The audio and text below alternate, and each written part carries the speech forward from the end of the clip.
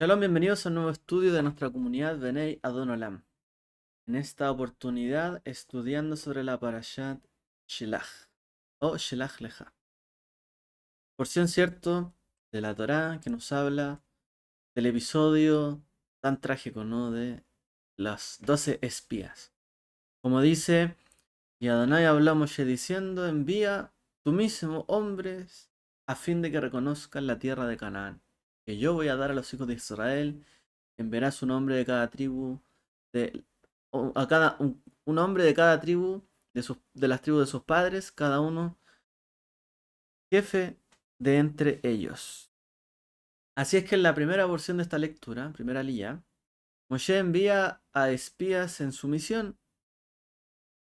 Más adelante, estos espías, o meraglim, caminantes, podríamos leerlo así, o turistas en hebreo moderno, regresan llevando los enormes frutos de la tierra. Entregan a su vez un informe negativo y la nación empieza a perder su fe, a alterarse y tener un descontrol, ¿cierto? Un llanto contra Dios y contra Moshe. Más adelante la para allá nos habla de cómo Moshe defiende con éxito la vida del pueblo, porque el Eterno se había molestado mucho por esta situación. Es decir, o sea, todavía, después de haber visto todas las cosas que vieron, siguen negando este pueblo, ¿cierto? Todas las cosas que yo he hecho por ellos. O sea, de esto se trata la fe. No solamente de creer en las cosas que Dios hizo, sino en las cosas que Dios hará. Entonces, claro, el pueblo vio, recibió y había experimentado una gran cantidad de milagros, ¿cierto? Y cosas, pero todavía seguían poniendo en duda lo que Él les había prometido y que aún no se cumplía. Así que Moshe intercedió por el pueblo y tuvo éxito. Pero el Eterno sentenció que el pueblo debía vagar, ¿cierto? 40 años por el desierto hasta morir toda esa generación. Así es que más adelante, estos espías que dieron el mal reporte, a diferencia, ¿cierto?, de Yehoshua y Caleb, o Josué y Caleb, estos espías mueren y la nación se le cuenta o se le informa el castigo que había de llevar también. Más adelante se establecen las leyes de las ofrendas de las comidas, la separación de la jalá o de esta ofrenda de masa, ¿cierto? Y una ofrenda comunitaria por el pecado. Y hacia el final se habla sobre la ofrenda individual por el pecado y un incidente sobre un hombre, ¿cierto? Que cargó con leña y transgredió hacia el Shabbat. ¿Cuál fue su castigo? Se habla del mandamiento del tzitzit y así concluye esta porción. Luego de que el campamento de los hijos de Israel se encontrara al borde del desierto, estaban ya llegando, ¿cierto?, a Canaán. Por una parte estaba Canaán y por la otra parte ya estaban saliendo del desierto. Un momento de mucha espera para los hijos de Israel, después de tanto tiempo de haber estado esclavos en Egipto. El pueblo por fin, después de la promesa hecha a Abraham, a Jacob, a ellos, estaba volviendo a la tierra que el Eterno le había jurado a sus padres. Sabían que el Eterno les había prometido esta tierra, pero también se estaban dando cuenta de que iban a tener que luchar para conquistarla. Eligieron 12 hombres destacados, un jefe de cada tribu de los hijos de Israel. Los enviaron a reconocer la tierra para luego, ¿cierto?, conquistarla. Pero el resultado fue desastroso, por decirlo menos.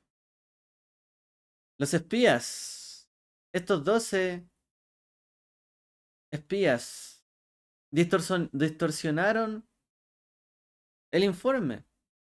Ellos solamente debían mencionar, ¿cierto?, los hechos objetivos, pero al distorsionar la realidad y contar cómo se sintieron ante el tamaño de los em, habitantes del lugar, ¿cierto? Los filisteos, ante el tamaño de las ciudades, ante todo lo que habían visto ahí, como si nunca hubiesen estado en Egipto, el imperio que de hecho gobernaba Canaán, porque Canaán era un, un estado vasallo de Egipto. O sea, Egipto era más grande todavía, más imponente. Y pese a que habían visto, ¿cierto?, la destrucción de Egipto, cuando fueron a Canaán se acobardaron, desesperaron y se sembró el miedo. Un mal reporte, un mal informe, o lo que hemos estado nosotros estudiando esta semana, hablar mal de la tierra. Hablaron mal de la tierra, hicieron la Shon Ara, una mala lengua sobre la tierra.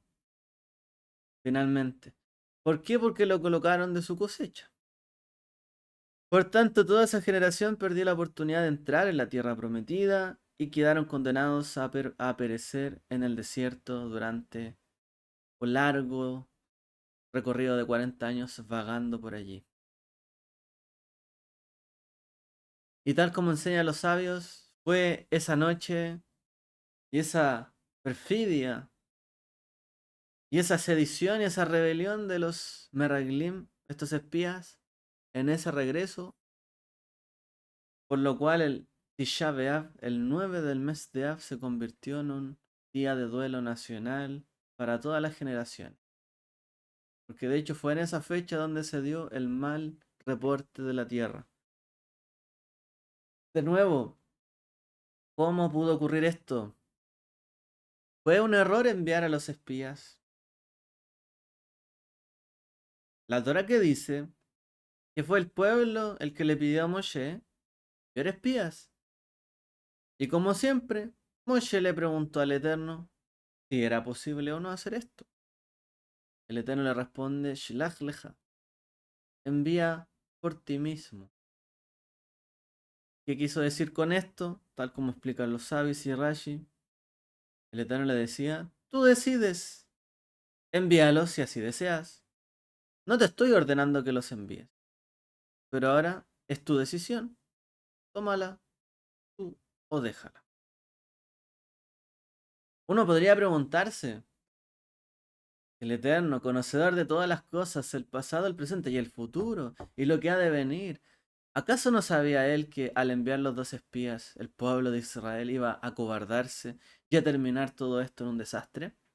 ¿Por qué entonces el Eterno simplemente no dejó, o sea, simplemente no le dio ninguna instrucción a Moshe? Y le dijo, no, no los envíes. ¿Por qué no le ahorró todo ese sufrimiento a Moshe y al pueblo, habiéndole ordenado?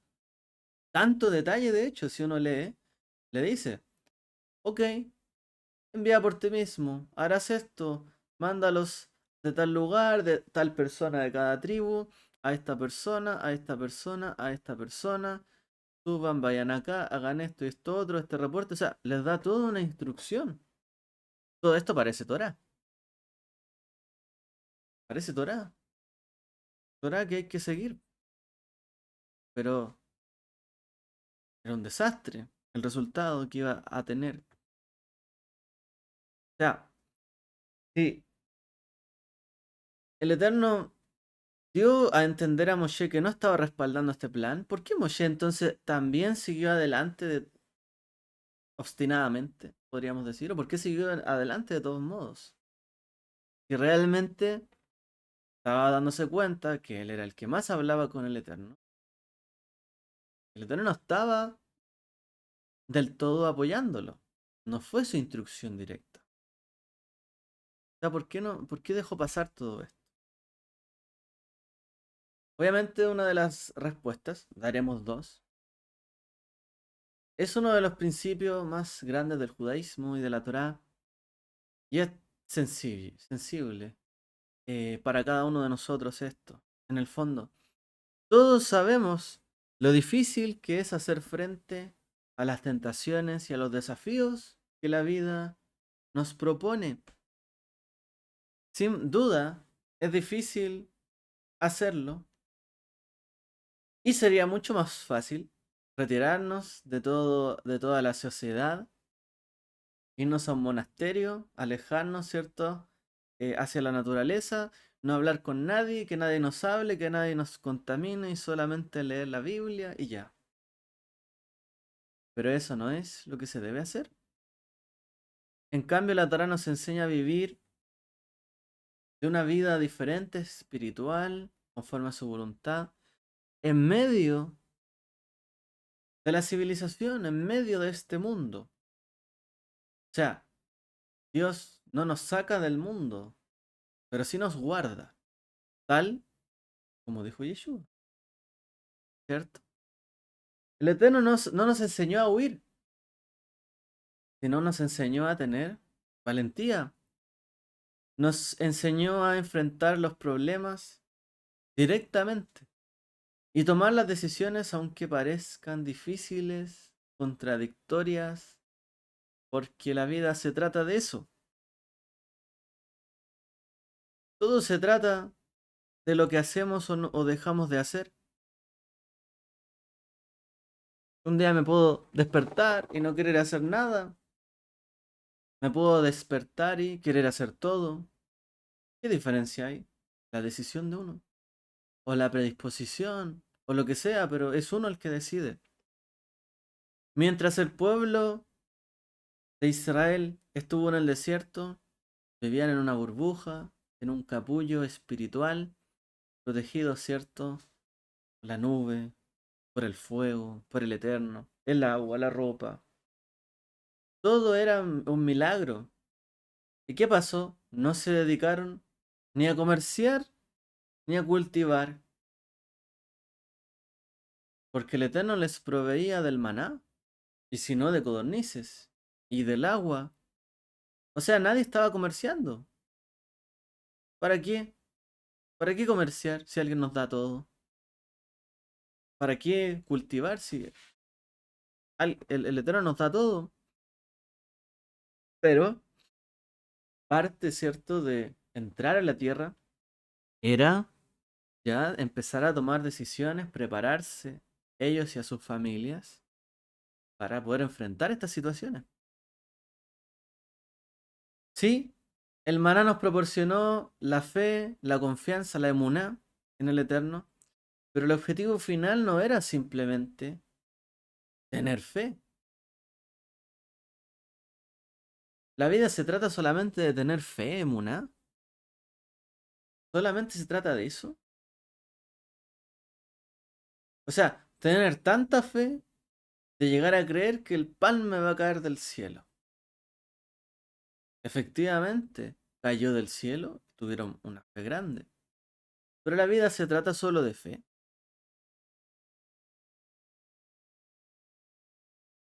El objetivo, ¿cierto?, era llevarlos a entender que el pan iba a salir de la tierra.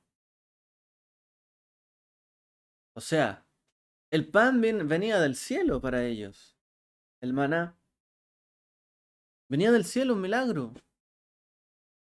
Esa emuná que tenían y tuvieron en el Eterno llevó a realizar un gran milagro. Pero amigos, hermanos, el pan no cae del cielo. El pan sale de la tierra.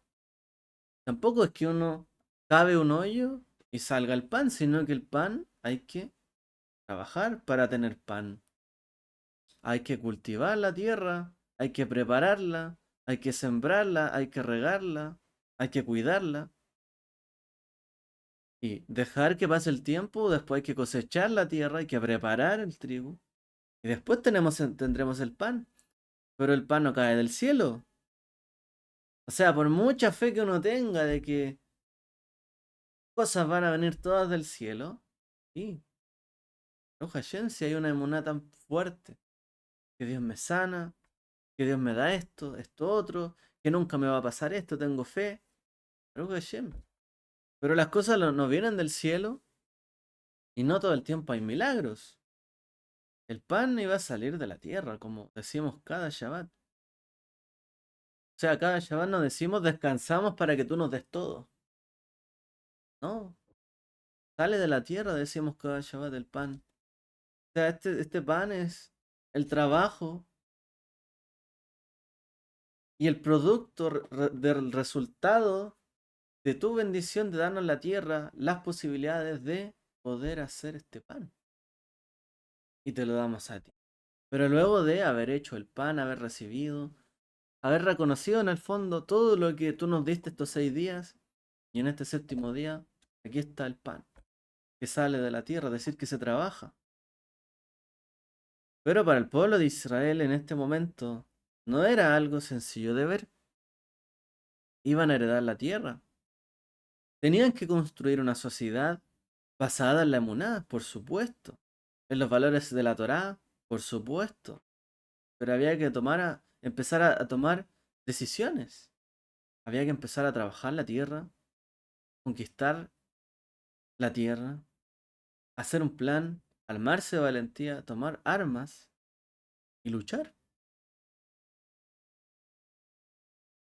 Porque la victoria y la fuerza de la victoria y la emuná y la confianza y el destino vendrá del cielo. Sí, podemos decir que vendrá del cielo. Pero no todo va a caer del cielo. Así como así. Hay que luchar, hay que esmerarse, hay que trabajar para que eso ocurra. Iban a heredar prontamente la tierra, pero tendrían que trabajarla. Y era el momento de tomar decisiones. A partir de ahí, de donde el pueblo le pidió a Moshe y Moshe le pidió al Eterno enviar espías, el Eterno dijo, ok, ustedes entonces a partir de ahora tomarán decisiones. Yo los conduje hasta aquí, les dije que les voy a dar la tierra, no les dije que me probaran o me tentaran 10 veces, como dice la parashá. Pero ok, a partir de acá ustedes ya toman sus decisiones. Y el resultado será cosa de ustedes. O sea, si le dijo que enviara por su cuenta espías, Moshe también se daría cuenta de que, más allá de el Eterno desaprobar esto, en realidad le estaba presentando una oportunidad de tomar una decisión. Su primera decisión. El pueblo pidió hacer algo, el Eterno dijo, ok, háganlo. Fue su decisión, su pedida. O sea, fueron entrenados, tienen emuná, tienen confianza, se supone que están bien. Entonces ahora, elijan. Y si ustedes eligieron pedir espías, ok, mándenlos. Háganlo bien, sí, que sea representativo para que nadie en el fondo diga después, ah, por culpa de esta tribu nos pasó esto, ¿no? De cada tribu. Así que decidieron enviar 2 espías. Bueno, lamentablemente 10 de 2 eligieron ver todo lo malo, el vaso medio vacío. Muchas veces, ¿cierto? A nosotros nos pasa algo similar, lleno de tentaciones, situaciones, ¿cierto? Que hoy día muchas veces nos lleva a la corriente, pero también el Eterno está esperando el momento en el que nosotros digamos, ok, toma tú la decisión. Todos podemos decir, no, es que la sociedad y el entorno y donde yo crecí me hicieron lo que soy. Ok, pero hay un momento donde uno tiene que tomar la decisión. Uno tiene que decidir cómo va a actuar en adelante. Este pueblo que tenía el pan que le caía del cielo, vio tantos milagros y decidió en un momento, bueno, quiero analizar bien qué hay en la tierra. Bueno, adelante, pero a partir de acá, tu decisión, tus consecuencias. Todos tenemos un momento donde tenemos que tomar la decisión. La decisión no es fácil. Mm.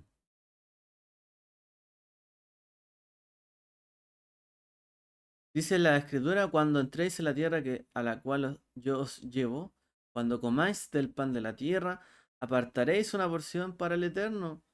Lo primero que amaséis, apartaréis o elevaréis, dice en hebreo, como jalá, como una porción.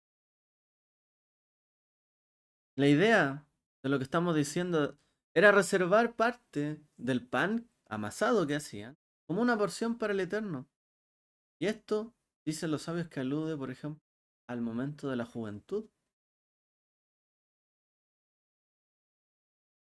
En la vida, todos comemos cosas deliciosas. Pero ¿cuándo se pueden comer más cosas ricas sin lamentarse? ¿Cuándo se puede comer más pan sin sentir pena de seguir comiendo pan? La juventud, la niñez, hasta la juventud, todo ese periodo. Después en adelante ya hay culpa. El Eterno les dice, cuando entréis a la tierra y comáis del pan de la tierra, apartaréis una porción elevada para mí. De lo primero que amaséis, la jalá. Y dicen que esto alude a la juventud porque es como la primicia. El momento, ¿cierto?, en que uno puede sacar más partido, por así decirlo. Hay más fuerza. Y por eso dicen que hay que proteger también la juventud, que elevarla. Porque durante ese periodo uno establece los cimientos para el resto de la vida. ¿Por qué estoy comiendo pan? ¿Por qué como esto otro, esto otro, esto otro? Más adelante, la gente dice, ay, no debí haber comido tanto de esto porque me enfermé de tal cosa. Bueno, debiste comer de otra manera. Es en ese momento donde uno puede decidir cómo va a comer, cómo va a llevar su vida. Nosotros hoy día pusimos esta canción. En Jeremías dice, así dice el Eterno, recuerdo la bondad de tu juventud, el amor de tus días de desposorio, cuando me seguías a mí en el desierto, en tierra no sembrada. Es decir, tierra donde no había pan, tierra donde el pan caía del cielo, tierra donde estabas en tu plenitud, en tu juventud, donde te alimentabas de mí, yo te guiaba. Hermosos recuerdos tendrá siempre el Eterno de esos tiempos, de esos momentos. La bondad de tu juventud, el amor de tus días de esposo. Pero después de eso vienen las decisiones. Después de que pasa la juventud, todos tomaron sus decisiones y eso estableció el cimiento del resto de su vida, ¿no? Y ahí está. Depende de uno qué va a decidir hacer con su vida.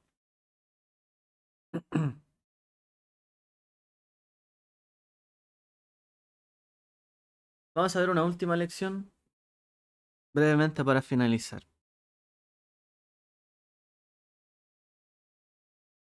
Una de las lecciones en la línea de lo que estamos hablando, que nos enseña este incidente de los dos espías, es que sí, uno debe depositar plenamente la confianza en el Eterno, la emuná. Especialmente, y este es el punto, especialmente cuando el Eterno ya nos ha hecho saber que sus planes son exactamente tales. O sea, si el Eterno nos dijo, te voy a introducir en la tierra de Canaán, hay que tener emuná especialmente, uno, en que Dios me proveerá. No, o sea, está bien si uno tiene fe en eso, sí, pero no es eso lo que está diciendo. Tener fe en que Dios me sustentará siempre, no es eso. Tener emuná en qué? En que Dios me introducirá en la tierra. O sea, hay que tener emuná o fe, especialmente en aquellas cosas que, donde el Eterno nos ha hecho saber sus planes. El Eterno nos ha dicho, voy a hacer esto, hay que confiar en eso, especialmente en eso. Porque muchas veces uno tiene aspiraciones diferentes. A veces Dios nos dijo o nos hizo saber, este es el camino, pero uno quiere tener fe en otra cosa, en otro camino, en otra decisión, o fortalecer su emuná en otro sentido. Pero el Eterno te dijo, te voy a introducir en la tierra metida. Es decir, uno tiene que depositar su fe en el Eterno, especialmente cuando el Eterno nos ha dicho, o nos ha hecho conocer sus planes de que va a hacer tal cosa. Y allí nuestra emuná tiene que ser tal, completa, absoluta. Como decimos, ¿cierto? Dentro de la fe, anima amin de emunesh lema. Te creo con una fe completa, nuestros principios de fe completa, en que vendrá el Mesías, por ejemplo. ¿Sí? O sea, si el Eterno nos ha hecho saber que va a venir un Mesías, pues tenemos que tener una fe completa en que va a venir un Mesías.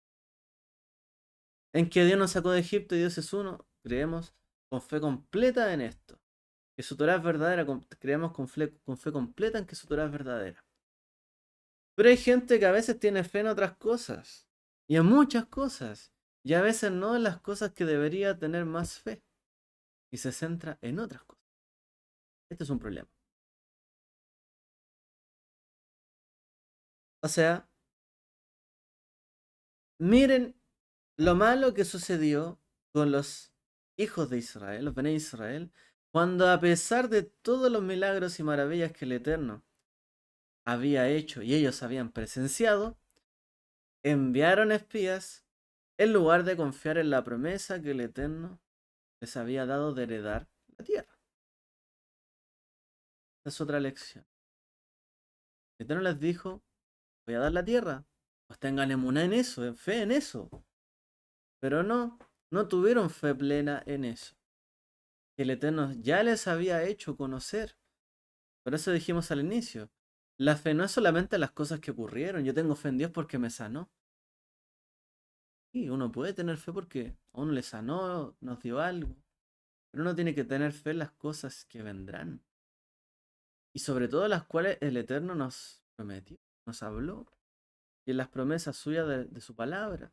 Que si andamos conforme a sus preceptos, sus mandamientos, Él nos dará X y cosas.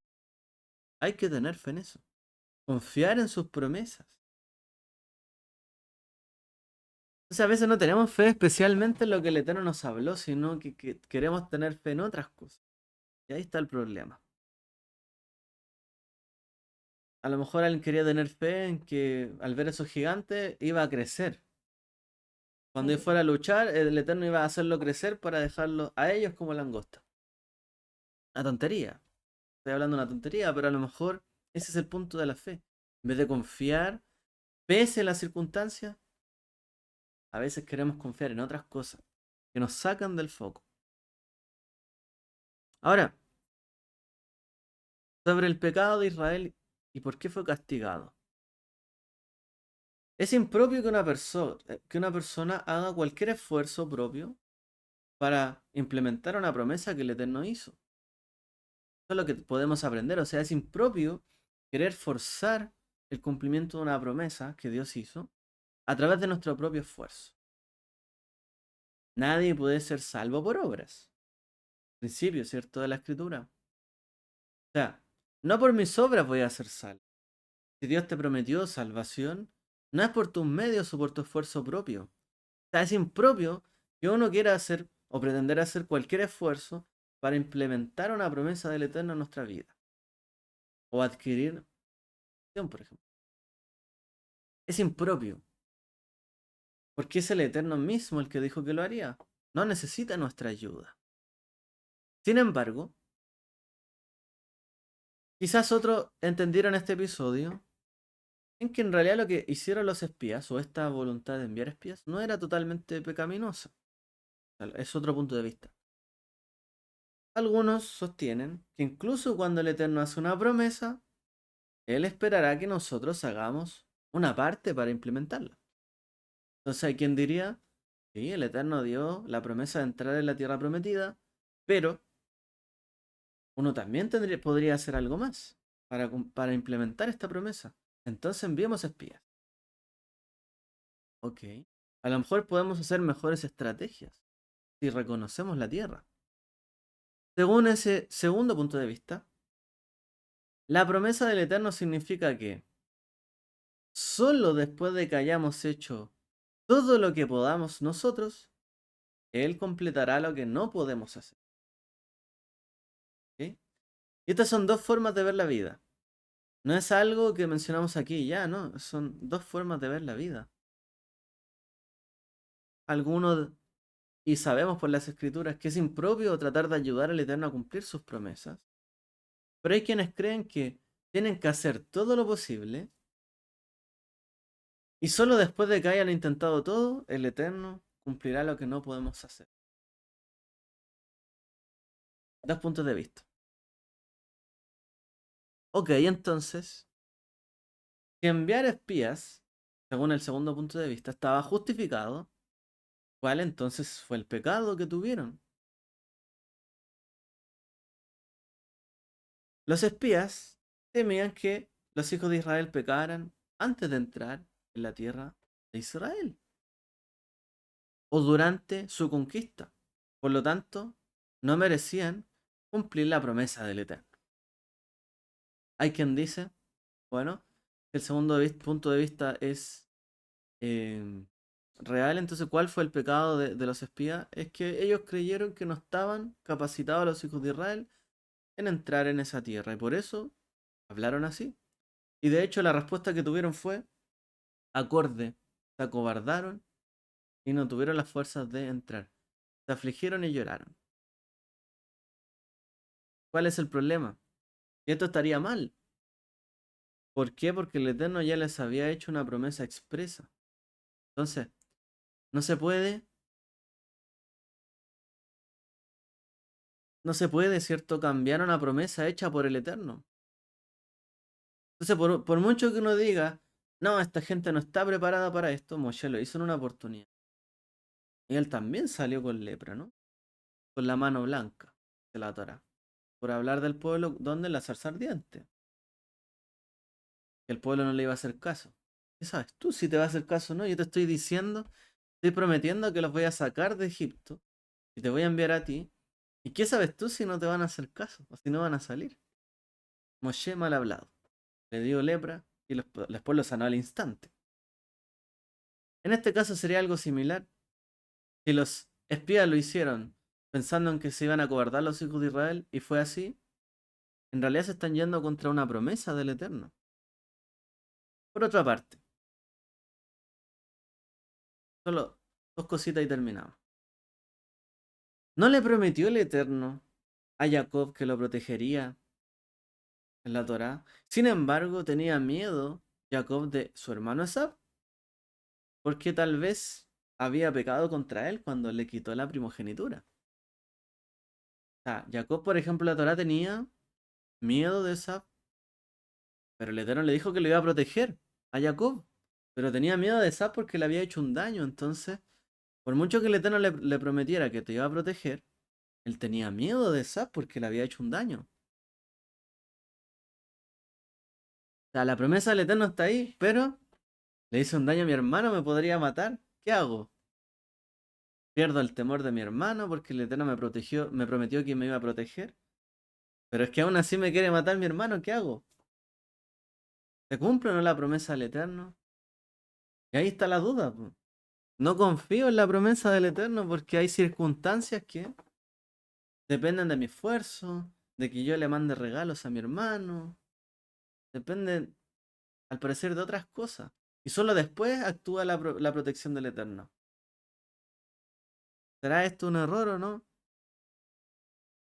Quizás Jacob no estaba sujeto a las mismas expectativas que los hijos de Israel. Porque, por ejemplo, Israel los protegía el mérito de la multitud. O sea, si yo tenía un poquito de fe, pero mis hermanos estaban llenos de fe, bueno, el Eterno no vería que yo tengo poca fe. Si todos vamos, todos vamos. Aunque yo tenga cierto temor. Pero Jacob no, estaba solo.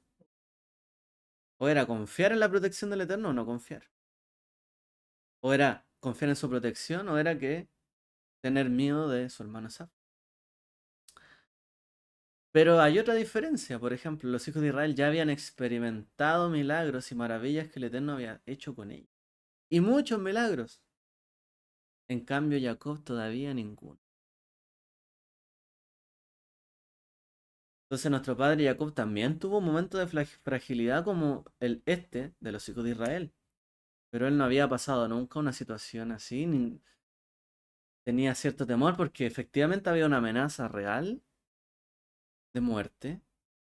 No solo él al ir a un lugar, sino que él al buscarlo, o sea, al ser perseguido. Y en segundo lugar, porque Jacob no había visto todos los milagros que el Eterno hace. Todavía no los veía. Hay una diferencia. Entonces, concluimos para finalizar. La explicación más correcta sobre esto es que fueron ellos, los hijos de Israel, los que aceptaron la Lashon Hara, o las malas noticias, o la difamación de la tierra, que hicieron los espías enviados, ¿cierto?, a Canaán. En particular, esa evaluación de que habían hecho de que iban a ser incapaces de conquistar la tierra. El Eterno ya había dicho, iban a entrar en la tierra. O sea, seguían poniendo en duda la promesa del Eterno. Y tal vez fue el intelecto lo que les impidió percibir les cambió la percepción de que si iban o no a poder conquistar una tierra así, con tantas murallas, gente tan grande, fortificadas, gente con armas. Y fue quizás el intelecto lo que les impidió creer esto. Sin embargo, y con esto cerramos, la Guemará, el Talmud, en el Tratado de Shabbat 88a explica algo muy interesante. Dice la Guemará, cuando se discute la ley de la Torá, relata que cuando los hijos de Israel dijeron, Na'aseh benishma, haremos y obedeceremos, haremos y oiremos, o sea, primero haremos y luego escucharemos, un Bat Kol, es decir, una voz del cielo, proclamó lo siguiente. ¿Y quién reveló este secreto a mis hijos?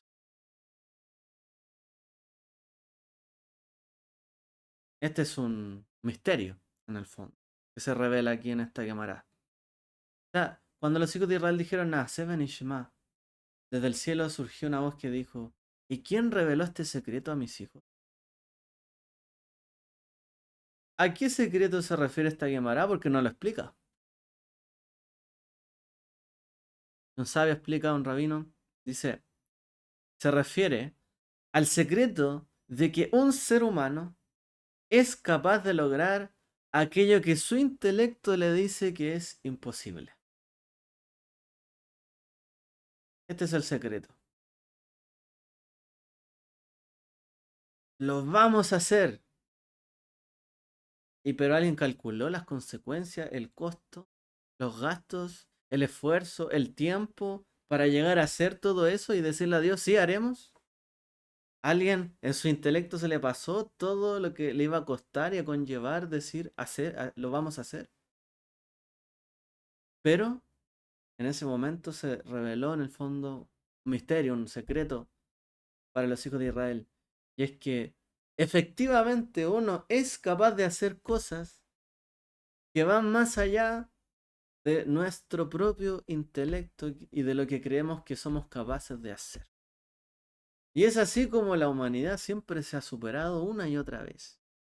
Porque pese a que muchos quieren creer que las cosas son solo hasta donde su intelecto llegan,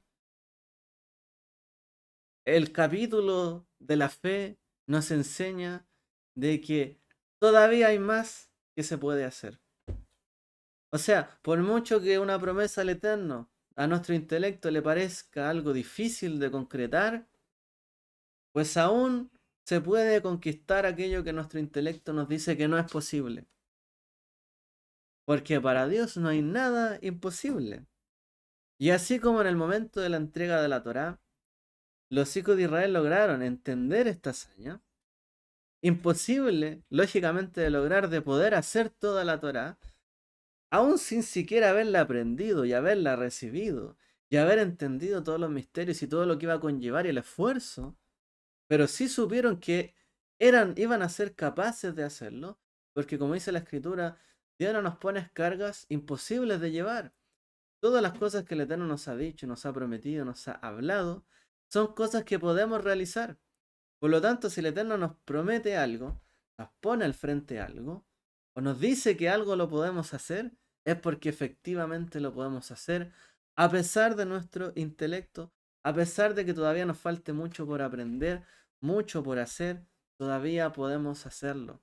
Y es por eso que también los hijos de Israel debieron haber creído en que podían conquistar la tierra de Israel, incluso pese al mal informe y a todo el objetivo que fuera de que habían gigantes, ciudades fortificadas y que parecía todo imposible, así como en el monte Sinai debieron haber dicho, Naseo en Ishma, conquistaremos.